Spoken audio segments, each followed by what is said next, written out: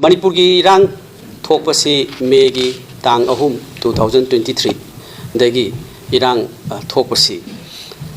Manipur Sarkar ki Achouba Khut Yaoramme haibasi aina yamna study tawrba matungda aina puthokchari maramdi 2023 dagi Erang tholakpa asigi masigi matungda amadi mamangda Congress Party na yamna kayarak hanna aikoi sarkar sigi asoiba amasung leiriba aikoi gi lan na thabak tawba mayam sing si aikoi hanjan hanjan na haikre lakchari ba wafam di 27.38 crore si masi 2022 da aikoi gi suspension of operation leiriba aikoi gi sidai sida leiriba kukizo community singi aikoi gi masida pi gi da ba phaisa si lan na pi gi haibasi Congress Party na Masi 3rd March 2022 dagi I complain to galai. Then again 2021-22 da 27.38 crore si masi land pi kibasigi matangda Auditor General of India na masigi investigation tawna ba August House da table tawra galai. Aduna masigi pi riba pasha si land na against the guideline masi pi basi na maramar kanda Manipur gi Erang asi aikoi asakpa maida thau hapani haidana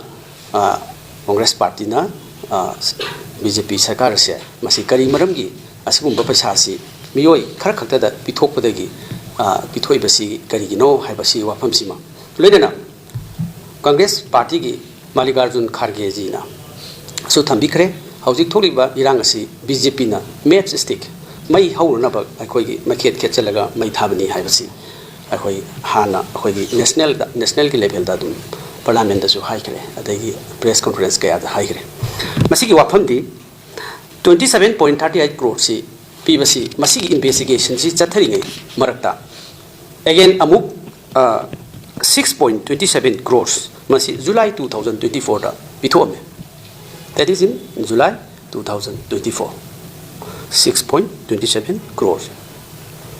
Aduna masigi pasasi pithoi basi only mi amakakta da piba. Aduna masigi 27.38 crores si piba si umbrella scheme of modernization of police force masigi makhada piba.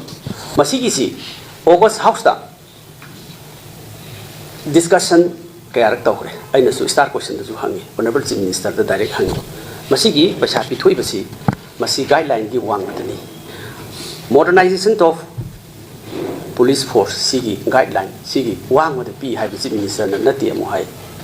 sondana auditor general of India na masi mani is a wrong step is